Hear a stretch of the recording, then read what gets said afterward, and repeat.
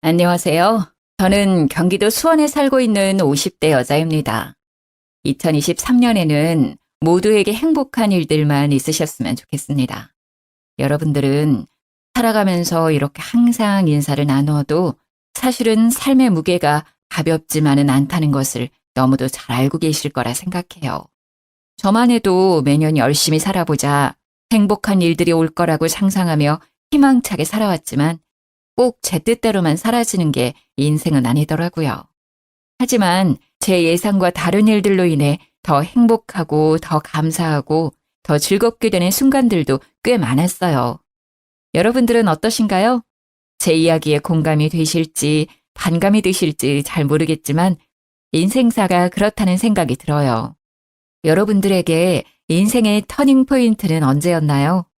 저는 결혼을 전후로 삶이 180도 변하게 되었어요. 그래서 누가 물어보면 꼭 결혼이 나의 터닝 포인트라고 이야기를 하곤 해요. 시댁을 만나고 겪게 되는 일들이 정말 놀라웠거든요. 좋은 의미로 놀라웠을지 나쁜 의미로 놀라웠을지 제 이야기를 들어보시고 판단해 주시면 감사하겠습니다. 제 이야기를 들려드려 볼게요. 저는 어린 시절 어머니가 일찍 돌아가시고 아버지 밑에서 자랐어요. 그렇지만 아버지께서 그 누구보다 다정하게 사랑을 듬뿍 주셨기 때문에 저는 옆집 사는 누구처럼 가출을 하거나 아버지의 마음을 찢어지게 하는 일탈을 한 번도 하지 않고 착하게 성장했죠. 국민학교를 다니면서부터 중학교, 고등학교를 다니면서까지 주변 친구들의 머리를 만지며 예쁘게 해주는 것을 즐겨했고 친구들이 마음에 들어하며 저에게 칭찬을 해주는 게 학창시절의 제 낙이었어요. 그렇게 저는 미용일에 뛰어들었어요. 참 어리숙했고 순수했지요. 친구들 머리를 만져주는 게 재밌다며 미용일을 시작하다니요. 하지만 저는 악으로 깡으로 열심히 버텨냈어요. 작은 미용실에서 수건 빨고 널고 말리고 접는 보조원 역할만 만으로 3년은 했던 것 같네요. 그리고 메인 미용사 옆에 서서 고무줄이나 로트를 넘겨주는 일, 그리고 샴푸를 하며 두피 마사지를 해주는 일. 손이 부르트다 못해 피가 철철 흐를지라도 하루도 빠짐없이 일을 했어요. 제 성실함이 빛을 발하는 날이 올 거라 생각하며 말이죠. 그렇게 저는 제 손기술을 터득했고 서울 알짜배기 위치에 작은 미용실을 개업하게 되었어요. 제 나이 29, 생각보다 어린 나이라고 할 수 있지만 20살부터 미용 일을 배워왔으니 근 10년 만에 제 일을 시작하게 된 것이었죠. 저에겐 큰 모험이었지만 신나는 하루하루였습니다. 당시만 해도 그 지역 근처에 20대의 미용사가 보기 드물었거든요. 그 덕에 제가 어리지만 손도 빠르고 아주 싹싹하다는 좋은 소문이 돌았고 금세 단골 손님들이 생기기 시작했어요. 그리고 더불어 저는 미용실 손님께서 주선해 주셔서 직업군인의 남자와 연애도 할 수 있었죠. 첫눈에 서로 호감이 갔고 서로 연락처를 교환하자며 다음 만남을 기약했지만 군인이었던 남편, 서울에서 멀리 출장을 떠났고 저희는 편지로 소통을 하게 되었어요. 요즘 시대와는 다르게 당시에는 편지만이 거의 유일한 소통 창구였죠. 제 남편은 성실한 직업군인이었어요. 4년제 대학을 졸업하고 바로 취직하고 싶은데 하필이면 취직난이 있었던 해여서 바로 군입대를 지원했다고 해요. 본인과는 꽤 잘 맞았는지 말뚝을 받겠다고 마음을 먹었고요. 집에서도 일찌감치 독립을 하고 싶은 마음이 있었고 군대라는 일이 자신이 그려왔던 조건과 잘 맞았다고 하더라고요. 저희는 어려운 환경이었지만 편지로 소통을 하며 사랑을 키워갔어요. 몇 달에 한 번씩 얼굴을 보고 아쉬움을 뒤로한 채 5년여 기간의 연애를 끝마치고 마침내 결혼을 하게 되었죠. 하지만 제가 편부 가정에서 자라왔다는 사실이 제 발목을 잡았어요. 이게 얼마나 문제가 될까 싶었고 저는 한 번도 부족함을 느끼지 못했는데 시댁에서 저에 대해 반대를 꽤 심하게 하셨던 것 같더라고요. 그것도 시누이들이 문제였어요. 남편은 1남 4녀 5남매의 장손이자 막내 아들이었는데 위로 있는 4명의 시누이들의 입김이 그렇게 셌던 것이었죠. 아빠만 있는데 어떻게 그 집에 우리 막내 동생 장가 보내고 맡긴다는 거야. 누나들이 나를 챙기면 얼마나 챙겼다고 이제 와서 갑자기 그런 이야기를 왜 하는 거야? 그만해. 내가 알아서 해. 그렇게 반대를 무릅쓰고 진행을 했던 결혼이었지만 생각보다 평탄하지만은 않았어요. 시댁 일을 제외하고서라도 힘든 일이 한둘이 아니었기 때문이지요. 우선은 제가 그렇게 행복하게 일을 했던 제 미용실을 처분했어야 했습니다. 직업군인인 남편과 한 지붕 밑에서 살기 위해서는 어쩔 수 없는 처사였지요. 정말 피눈물이 났어요. 어떻게 일궈온 내 가게인데 한순간에 문을 닫게 될 거라 상상도 못 해왔던 일이었어요. 직업군인 남편을 두면 내가 이렇게까지 희생을 해야 하는구나 느끼는 순간이 한두 번이 아니었습니다. 근무지를 옮겨 다니면서도 출장은 또 왜 이렇게 잦은지요. 아이를 낳게 되면서는 남편이 더 필요했는데 몇 달씩 이어지는 남편의 출장은 저를 더 외롭고 고독하게 만들더군요. 항상 밝고 유쾌했던 저인데 저에게도 이런 힘든 순간이 찾아오기도 하는구나 싶었어요. 길고 어두운 끝이 보이지 않는 터널을 지나가는 기분이었어요. 말 그대로 끝이 보이지 않았지요. 5남매 중에 막내 아들인 제 남편은 사실 그 시절에 귀하게 자라고 사랑도 많이 받았을 거라 생각했는데 말이죠. 시누이들이 남편을 그렇게 예뻐하지 않았어요. 사실 예뻐하지 않는 수준이 아니었죠. 미워하는 것에 가깝게 아주 못되게 구는 일들이 많았어요. 초반에는 그냥 자매들끼리 마음이 잘 맞아서 그렇게 똘똘 뭉치는 건가 그러려니 하려고 했어요. 그런데 그 정도가 보통 심한 게 아니었습니다. 남편도 그렇게 미워하는데 저라고 예뻐했을까요? 당연히 아니죠. 정말 시어머니도 시키지 않은 시집살이를 시누이들이 그렇게 시켰어요. 예를 들어 시누이들은 우리 가족을 무시하다시피 하는 일들을 아주 자연스럽게 했지요. 시댁 어르신 생신도 사실 뻔하게 아는데 저희 가족만 부르지 않고 자기들끼리 잔치를 벌이기도 했고요. 아이들을 결혼시킬 때에도 그렇게 어렵지도 않은 청첩장 한 장을 제대로 전해준 적이 없어요. 가족끼리 이럴 수 있나 싶을 정도로 저희 가족에게 가혹하게 대했어요. 저와 제 남편은 성인이니 그렇다고 쳐도 애들한테는 그러지 말아야 한다고 생각하는데 말이죠. 생일이라고 선물 한 번, 학교 들어간다고 용돈 한 번 제대로 받았던 기억이 없어요. 아이들한테는 넷이나 있는 고모들인데 예쁨 받기는커녕 무시당하는 모습이 마음 아팠죠. 곱씹을수록 서럽기만 해요. 왜 이렇게까지 심하게 구는지 감이 오지도 않고 잘 모르겠더라고요. 시댁에 다녀올 때면 항상 골똘히 생각을 했죠. 도대체 무엇이 문제일까요? 남편과 부부싸움도 잦았고요. 도대체 뭐가 문제야? 신우들 해도 너무하잖아. 진짜 창피해서 어디 말도 못하고. 당신한테 말하는데 그게 뭐 잘못이야? 어쨌든 내 누이들인데 그렇게 말 함부로 하면 내가 뭐가 되겠어? 내 체면은 생각 안 해? 아니, 체면이 밥 먹여 살려줘? 우리 가족 무시당한 건 당신 체면 아니야? 이미 체면은 다 날아간 지 오래구만. 왜 이제 와서 그런 이야기를 하냐고. 내 편 좀 들어주면 어디가 덧나? 당신 기분 나쁠 만한 상황이고 우리 무시당하고 살아온 게 한두 번이야? 그건 그거고. 우리가 뭔가 말한다고 달라질 사람들이 아닌데 왜 그래 새삼스럽게. 그냥 우리가 좀 참고 넘기자 좀. 일 키우지 말자고. 조용히 넘어가자. 답답한 노릇이죠. 조용히 넘어간다고 넘어가지는 일이 따로 있죠. 시누이들은 우리 가족들을 눈앞에 두고도 없는 사람 취급을 하는데 아이들은 커가고 가족 행사에 참여를 안 할 수도 없고 한다고 해도 이런 대우를 받는다는 건 저로서는 납득이 되지도 않았습니다. 그런데 남편은 제대로 제 편도 들어주지 않으니 속이 썩어 들어가는 것 같았어요. 너무 열받고 화나서 당시에 마음 좀 다스려 보겠다고 하지도 않던 요가원도 끊고 명상을 하기도 했었어요. 당연히 제 화병은 나아질 기미가 보이지 않았고 우라통은 터져갔어요. 그래도 버틸 수 있었던 힘은 시어머니 덕분이었어요. 시어머니께서 유달리 저와 저희 가족을 예뻐하셨기 때문이에요. 시누이들이 괴롭히고 난리를 쳤어도 시댁 식구들을 원망하더라도 시어머니를 보며 버틸 수 있었어요. 시댁 식구들 중에 어머니께서 아이들을 봐줬던 경우는 없었어요. 독립적으로 각자 빚지지 않고 살아야 좋은 거라며 신념처럼 아이들을 봐주시지 않으셨던 것 같아요.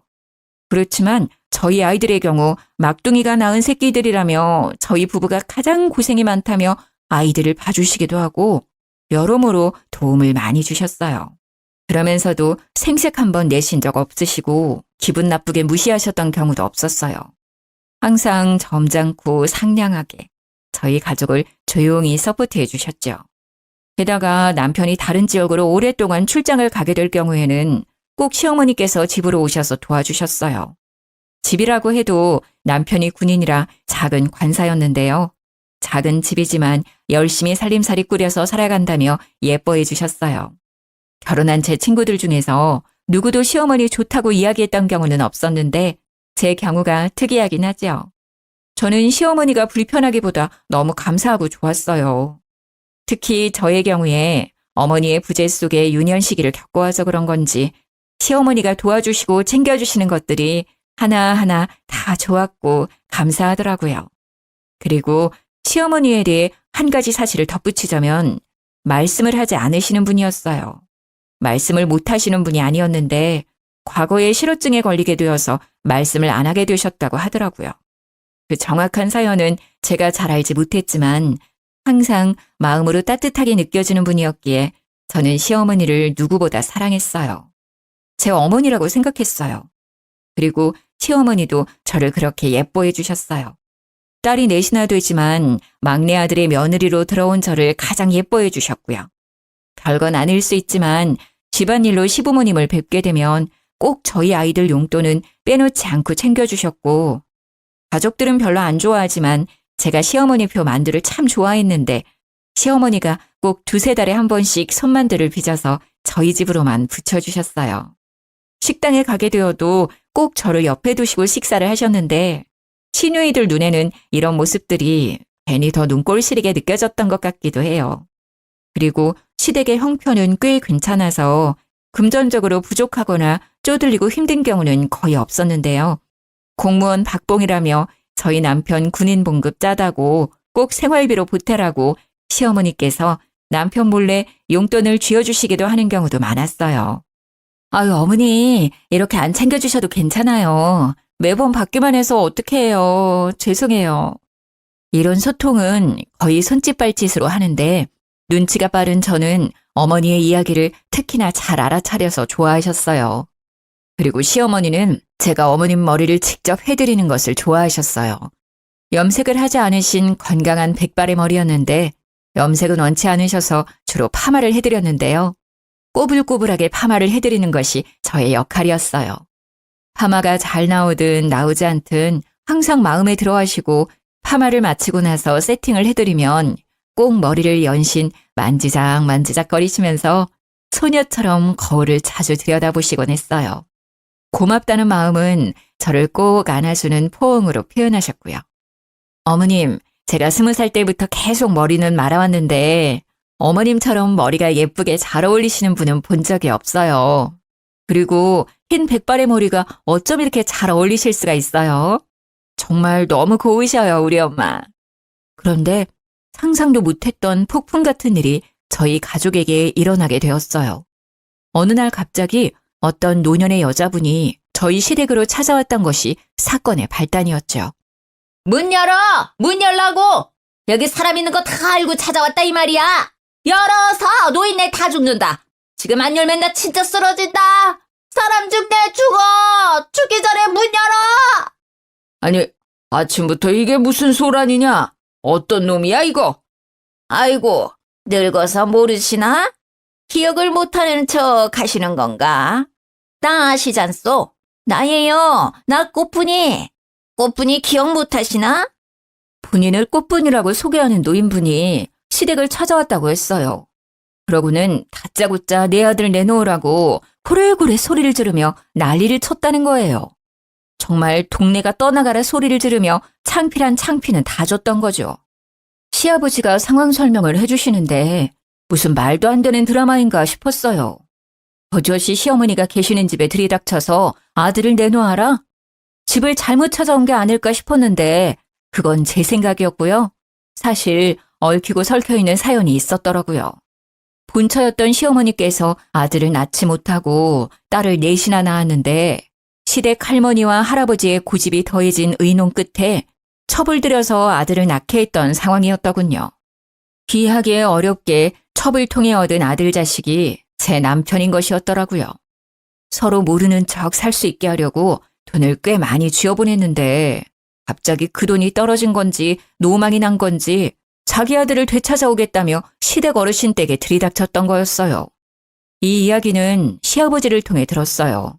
매사에 무관심하고 시니컬한 태도의 어르신이었는데 자신이 이 집 아들을 낳은 첩이라고 고성을 지르는 할머니가 찾아와서 아들을 내놓으라고 온 집안을 뒤집어 놓으니 무지막지하게 역정을 내시더라고요. 태어나 처음 보는 시아버지의 역정 가득한 화난 모습이었어요.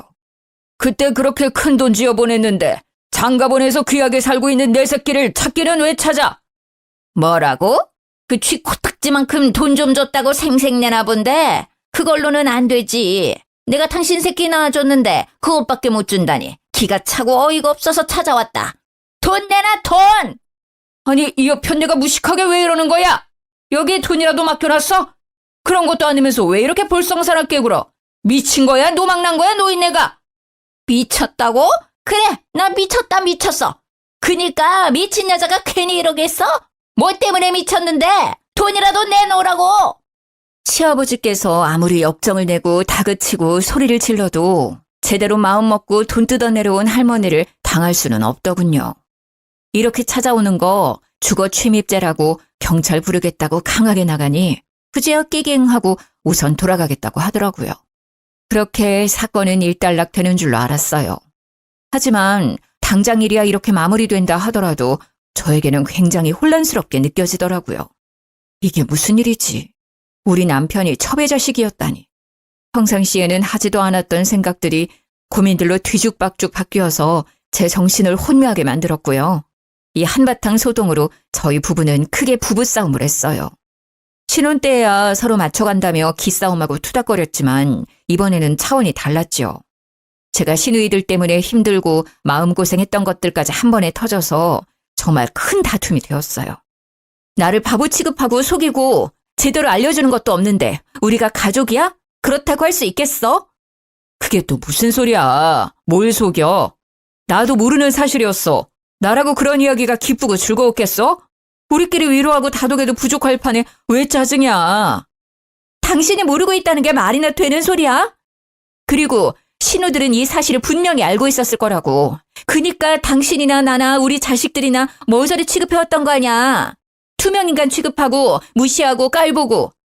우리가 뭐가 못나고 뭘 잘못했다고 그런 대접을 받아야 하냐는 말이야. 안 그래? 이 집 구석 진짜 못 살겠어. 너무 힘들어. 저는 제 남편이 설마 이 사실을 모르고 있었을까 싶었어요. 알고는 있었는데 저에게 말하기 어려워서 속여온 게 아닐까 싶은 마음에 그게 너무 괘씸했던 것이죠. 하지만 남편은 죽어도 몰랐다고 정말 본인이 더 억울하다며 얼굴을 붉히는데 거짓말은 아닌 것 같더라고요. 그래서 속는 셈 치고 남편을 믿어보려 했어요. 그리고 남편은 왜 이렇게 시누이들이 본인을 미워할까 고민이 많았었다고 해요. 어떤 이유도 없이 그저 미움을 받아와서 그냥 그러려니 살았다고 하더라고요. 자기 아내까지 이렇게 미워할 줄은 몰랐다면서요. 어린 시절 부모님이 간식을 사와도 부스러기 쪼가리를 주거나 주지 않는 경우가 많았고 공부를 할 때도 저녁에 불을 켜고 공부하면 유난 떤다며 욕을 그렇게 들었다고 했어요. 게다가 어린 시절부터 꼭 그렇게 시누이들끼리 쿵짝짝이 잘 맞아서 본인을 왕따시키듯이 굴고 생일이라고 롤케이크라도 사주시면 한 조각도 받아먹지 못하고 생일 노래도 제대로 들어본 적이 없다고 했어요. 불쌍하더라고요. 남편에게 이런 과거가 있었다니. 왜 이야기를 하지 않고 이제와 이야기를 하냐고 나무랐더니 자신의 과오처럼 느껴져서 일부러 피하고 살았다고 하더군요. 어린 시절의 상처, 어떻게 보면 평생의 상처로 남기도 하는데 어린아이에게는 감당하기 힘들었을 경험들이 제가 모든 상황을 다 알고 듣지는 않았지만 참 안쓰럽더라고요. 아버지께서는 친아들이라 예뻐해 주시는 것이 그렇다 쳐도 어머니는 어떻게 당신을 예뻐하실 수 있었던 거냐고 물어봤어요. 남편 자기도 모르겠다고 하더군요. 자신이 미움받은 것은 시누이들이 막내 동생 시기 질투하는 것으로만 생각해왔다고 하더라고요. 그런데 하필이면 저희 부부가 시댁에 인사드리러 간 날 또 남편의 모친이 문을 쾅쾅 두드리며 돈을 요구하러 온 거예요. 문 안 열어! 내가 오늘은 꼭 돈 받고 갈 거야! 이런 더러운 인간들 돈도 안 주고 돈 내놔 돈! 동네 사람들, 이 집구석이 아주 콩가루 집구석이에요. 동네 사람들, 이거 다 아셔야 하는데. 이 집 막내 아들이 사실은 내 새끼예요. 돈 내놓으라는데 귀한 아들 데려다 놨더니 돈도 안 주고 노인네들이 아주 노망났어요. 이 집 노인네들. 당혹스럽고 무서운 마음에 졸아서 아이들만 껴안고 있었네요. 시어머니를 바라보며 어떻게 하죠? 어떡하죠? 한숨 섞인 걱정만 이야기했어요.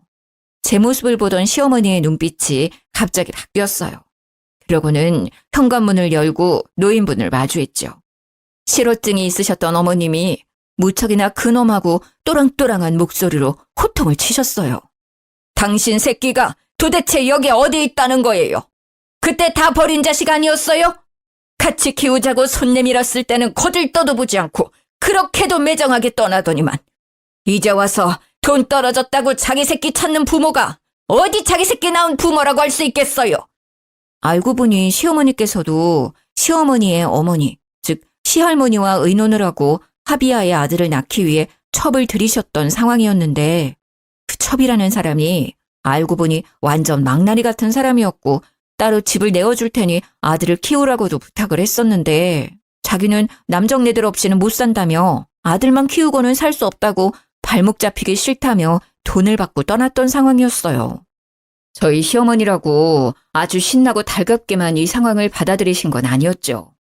아들이 없어서 받게 되는 끝이 나지 않는 구박과 시댁살이에 지쳐서 첩을 들이자는 것에 찬성을 했던 것이었죠. 그런 시어머니가 참 가엾게 느껴졌어요. 첩이라는 노년의 여자분과 실랑이를 했어요. 어떻게 말씀을 하셨어요? 어머니, 정말 너무 대단하세요. 전 무서워서 벌벌 떨기만 했잖아요. 너희들, 혹시 어떻게라도 될까 해서 그랬던 거지.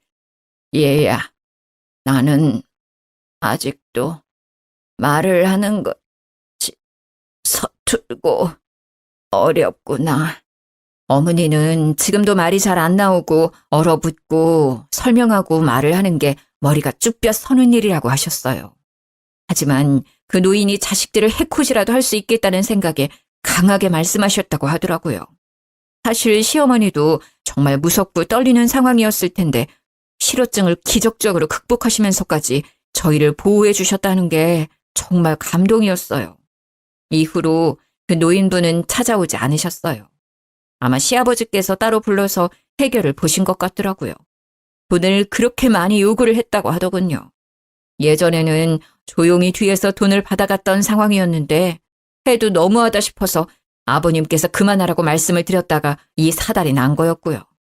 아들을 자기 자식처럼 생각을 했더라면 아들한테 미안해서라도 저렇게 행동은 못할 것 같은데 말이죠.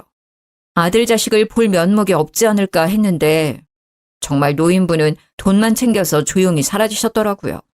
경제적인 어려움을 겪고 있는데 빠르게 나아질 것 같지 않은 모습에 조금 정말 불우이웃을 돕는다는 마음으로 도와드렸다고 전해 들었네요. 참, 저희 시부모님도 천사죠. 저라면 소송이라도 걸고 크게 혼내줄 것 같은데 어쩌면 내 아들의 친모라는 타이틀이 마음에 걸려서 그렇게 모질게 굴지도 못했던 것 같아요. 하지만 중요한 건 제 남편 마음이 말이 아니었다는 점이었죠. 자신이 알고 보니 어머니의 아들이 아니라는 사실에 충격을 먹었어요. 그렇지만 남편을 위로해준 사람은 다름 아닌 시모였어요. 실어증이 있으신지 오래였지만 아들 내외를 위해 용기를 내어 말씀을 하셨고 그 이후로 꾸준한 연습 끝에 짧게 말씀이 가능해지셨어요. 그러고는 저희 아들 내외를 이전보다 더 챙겨주셨어요. 제 남편이 안쓰럽게 느껴졌던 것이겠죠. 내 아들이다. 네가 어떻게 생각하든 너는 내 아들이니 스스로 귀하게 생각해야 해. 이렇게 제 남편을 위로하는 말씀들을 참 많이도 해주셨어요. 남편은 오히려 묵묵하게 눈물을 훔치는 경우가 많았어요. 그렇게 예뻐해 주시고 위로까지 전해주시는 어머니가 세상에 어디 계실까요? 남편은 복도 많죠. 어머니께서 배 아파서 낳으신 딸들보다도 저희 남편을 예뻐해 주시고 챙겨주시니 말이에요. 시누이들이 이 상황을 곱게 보지 않았죠. 당연히 신우들은 득달같이 달겨들어서 그렇게도 왈가왈부 이야기를 많이도 했어요. 신우이들은 자기들이 비밀을 보장해서 그래도 그동안은 이 사실을 모르고 살지 않았냐며 우리 덕분에 좋았던 시절이 있었다고 이제 그 시절은 다 가서 어떻게 하겠냐고 비꼬는 이야기들만 계속했어요. 첩자식이 꾸린 가정인데 잘 지내봤자 얼마나 잘 지내겠냐며 모욕적인 언사는 기본이었어요. 신우이들이 어떻게 한 명도 빠짐없이 그렇게 못되게 굴 수 있을까요? 우리 사실 다 알고 있었는데 조용히 눈 감아온 거야. 알지? 그러니까 우리 덕에 좋은 시절 지냈던 거지. 그 사실을 미리 알았어 봐라. 결혼이라도 제대로 할 수 있었겠냐? 아주 양가 집안에서 난리 쑥대밭이었겠지. 안 그래? 그니까 말이야. 고마운 줄 알아야지. 아이고, 우리가 비밀을 지켜줬던 좋은 시절은 다 갔네. 어쩌냐? 이제 더 힘들어지겠네. 우리 집안 자식도 아니고 첩의 자식인데 일곱째. 그러고는 어머니 아버지께 해야 하는 도리도 제대로 하지 않고는 저희 가족에게만 몰아붙이듯이 굴었어요. 엄마네 집 가봤어? 세탁기 하나 새로 해드려야 하지 않겠어? 추석 선물 그게 뭐야? 우리는 그렇다 쳐도 우리 엄마 아들씩이나 되고 뭐 하나 제대로 된 거 사드린 적 있나? 생각 좀 해라. 너무하지 않냐? 엄마 아빠한테 맨날 받기만 하는 것도 부끄러운 줄 알아야지. 저는 그저 시누이들 앞에서는 주눅 들고 작아질 수밖에 없었어요. 어머님께서 저희 가족을 아무리 예뻐하신다고 해도 제 남편의 출신이 달라지는 것도 아니고 저희가 그게 흠이라고 생각하지 않고 시부모님도 괜찮다고 해도 시누이들이 그렇게 저희를 못 잡아먹어서 안달이니까 말이죠. 그 후로 몇 년간 어머니의 위로와 시누이의 구박 아래 저희는 온갖 스트레스에 시달리며 살아갔어요. 하지만 저희 식구들의 근간을 흔들 만한 큰일이 벌어졌습니다. 아버님께서 쓰러지신 거예요. 첩이라고 하는 노인분께서 나타나시고 아버님께서는 급성 고혈압으로 몇 번을 응급실을 다녀오시곤 했어요. 혈압이 너무 높은데 연세도 있으시다 보니 항상 조심해야 한다는 의사의 조언을 새기며 살아오셨죠. 하지만 흘러가는 세월에 나빠지는 건강, 어찌할 수 없었나 봐요. 아버님께서 병상에 누워 계시는 상황이 발생하자 다들 피하기 바빴어요. 그렇게 엄마 아빠 하면서 애교를 떨어대던 시누이들은 시치미를 떼고 갑자기 각자 자기 일들이 더 바빠졌다고 핑계를 댔죠. 아, 내가 갑자기 일이 늘었네. 일을 어쩌나? 집이랑 일하는 데까지 거리가 좀 먼데. 아이고, 일을 어째? 나는 저번에 났던 교통사고 후유증 때문에 아직 물리치료를 받아야 해서 미안해서 어째? 아버지는 누가 간호하나? 간병인 말고도 가족들이 왔다 갔다 하긴 해야 할 텐데. 그래서 저와 제 남편이 돌아가며 아버님 병간호를 시작했습니다. 당연히 시아버지 병수발을 도와주시는 전문 병간호인도 계셨지만 말이죠. 가족이 곁에서 말을 걸어주고 깨끗이 씻겨주고 먹여주고 입혀주는 정성은 환자를 호전시키는데 큰 도움이 될 거라 생각하는 저와 제 남편이 발을 벗고 나서서 책임지고 아버님을 모셨죠. 어머님께서도 항상 저희 곁에 함께 해주셨지요. 따지고 보면 아버님 곁을 떠나지 않으셨던 것이겠지만요. 어머님은 아버님이 언젠가는 이러실 거라 예상해왔다고 덤덤히 아버님의 기저귀를 갈아드리곤 했어요. 우리 아저씨도 내가 아프면 내 똥기저귀도 갈아주고 먹여주고 입혀주고 다 했을 거야. 그래서 나도 이렇게 할 수 있는 거지. 내가 먼저 아팠으면 우리 남편이 나를 내가 남편 챙기듯 챙겼을 거야. 너희들 너무 애쓰지 마. 내가 챙기는 게 맞단다. 어머니 당신께서도 몸이 건강하지 않으셨지만 아버님 병간 후에는 누구보다 열심히셨어요. 집에도 가지 않으시고 병원에서 꼭 잠을 같이 주무셨죠. 그렇다 보니 어머님의 몸이 많이 노쇠해지게 되셨어요. 저와 남편은 그런 어머님께 집에 가시라고 부탁을 드리고 저희 가족이 더 맡아서 병간호를 하기로 했어요. 걱정 붙들어 매시라고 저희가 더 정성껏 간호를 했어요. 그렇지만 연세도 있으시고 합병증도 있으셨다 보니 병세가 쉽게 나아지지 않으셨어요. 그렇게 꼬박 2년을 병상에 누워 계시던 아버님께서 결국 이 세상을 등지고 말았습니다. 정말 눈물이 쏟아졌던 날이었어요. 저희가 정성을 다할수록 아버님께서는 분명 이 병마를 이기실 거라 희망을 가지고 간호를 했는데 말이죠. 마음이 아팠습니다. 혼자 남겨지게 되신 어머님도 너무 안타깝고 안쓰러웠고요. 하지만 문제는 여기서 끝이 아니었습니다. 아버님의 재산 문제. 그게 정말 제 마음이 찢어지게 아팠어요. 시누이들이 저희 가족에게 한 푼도 줄 수 없다며 그렇게 구박을 하고 윽박지르듯이 욕을 하는 것이었어요. 마음 다해 병간호를 한 상황까지 매도하며 아버지 재산이 탐나서 그런 거라고 하더군요. 너희 가족들 이럴 줄 알고 병간호하겠다고 나선 거지? 다 알고 이랬던 거구나. 아주 고단수야 고단수. 우리 아빠 돈 어떻게든 해먹으려고 아주 죽자사자 그렇게 지극정성이었구만. 아무리 그래도 그렇지 재산이 탐난다고 내 시간과 에너지를 써가면서 거동이 어려우신 노인을 꼬박 2년간 병간호를 할 수 있을까요? 그리고 저는 미용일, 남편은 군대 일을 하면서 말이죠. 그리고 저희도 아이를 키우고 육아도 집안일도 없었던 게 아닌데 말이에요.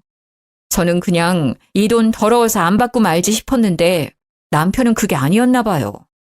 여보, 내가 이거 돈 때문에 이러는 건 줄 알아? 나도 아빠 자식이야. 난 자식으로서 인정받고 싶어. 이거 포기 못해.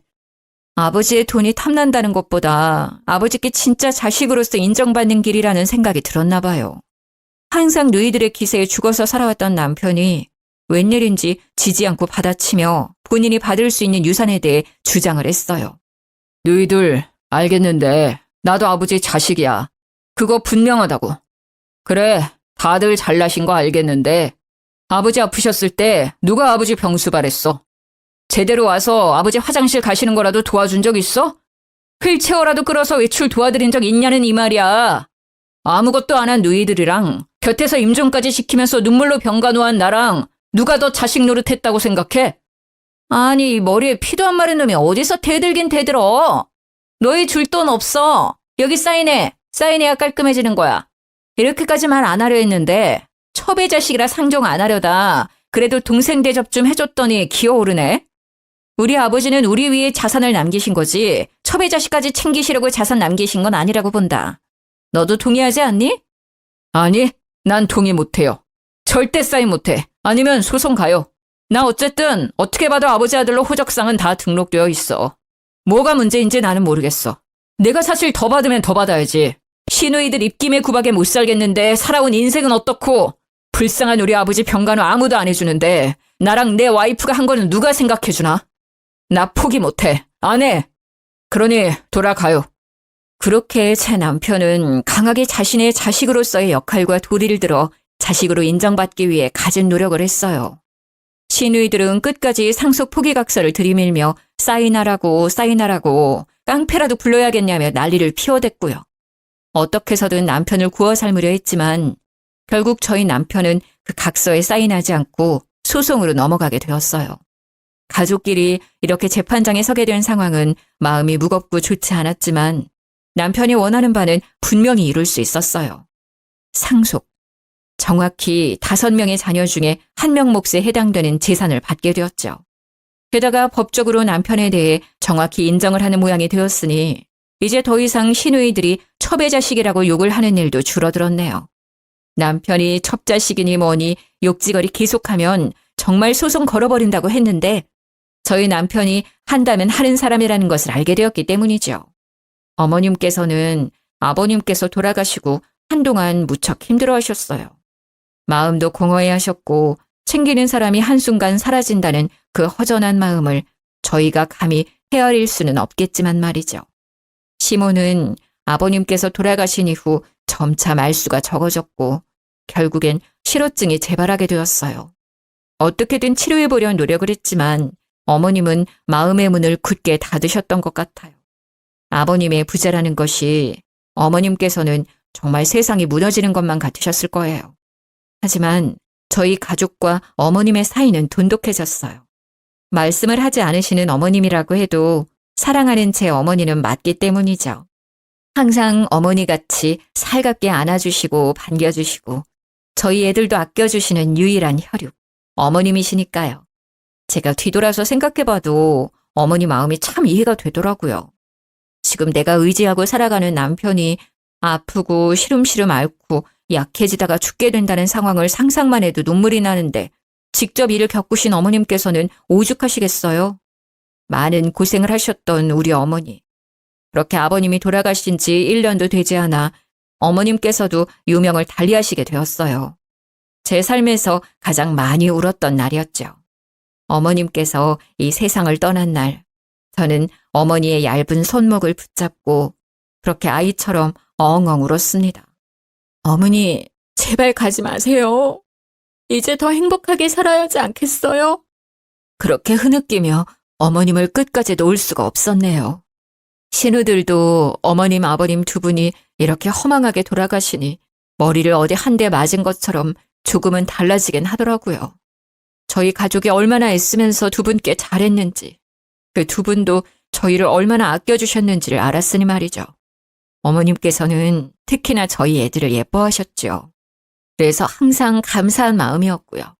어머님께서 돌아가시고 유품을 정리하고 어머님 재산도 정리를 하게 되었는데 어머님께서 저희 애들 이름으로 들어두신 꽤 많은 주식이 있었다는 것을 알게 되었어요. 그래서 감사하게도 그 주식이 아이들 밑으로 들어가게 되었고 저희는 아이들 대학 학비 걱정은 덜어낼 수 있었어요. 참, 돌아가시면서까지 저희 가족을 마음속에 품고 사랑해 주시는 어머님의 마음. 정말 눈물이 앞을 가리더라고요. 제가 이런 사랑을 여태 받아본 적이 없어서 그런지 어머님이 더 그립고 애틋했어요. 사연을 들려드리는 지금도 어머님이 보고 싶네요. 제 이야기를 들으신 여러분의 마음은 어떠신가요? 이야기를 들려드린 저의 마음은 홀가분합니다. 제 삶에 나름의 고난과 역경을 정직한 방법으로 이겨냈다는 생각이 들어서 제 스스로 대견하고 뿌듯하기도 해요. 어려운 환경에서 자라나서 제 아이들에게는 꼭 좋은 환경 속에서 자랄 수 있게 하겠다는 다짐이 있었는데요. 돌아가신 시부모님 덕분에 감사하게도 넉넉한 형편 속에서 교육받고 뛰어놀며 씩씩하게 자랄 수 있었어요. 저희 아이들에게도 꼭 할머니, 할아버지에 대한 감사함을 잃지 않게 하려고 자주 이야기를 하곤 해요. 각자의 어려움이 다를 거라 생각해요. 아무리 제가 어려웠다고 해도 누군가는 저보다 더 어렵고 고통스러운 환경 속에서 저보다 더 멋지게 극복을 해내시기도 하겠죠. 그렇기에 저희 모두가 참 다르면서도 닮아있다는 생각이 들어요. 이렇게 제 속이야기를 하면서 마음이 시원해지고 누군가에게 공감을 받으며 웃음과 눈물을 선물할 수 있다는 것은 정말 저 스스로에게도 뜻깊은 일이라고 생각이 들어요. 먼저 하늘나라에 가신 아버님, 어머님 덕분에 이렇게 잘 지낼 수 있게 되어서 감사하고 눈물이 나요. 아직도 기일이 되면 마음이 뭉클해지며 눈물이 나더라고요. 제가 죽는 날까지 어머님, 아버님 그리워하며 그리고 예뻐해 주신 저희 자식들 잘 키우려 해요. 모두들 제 이야기 들어주셔서 감사합니다. 항상 행복하세요.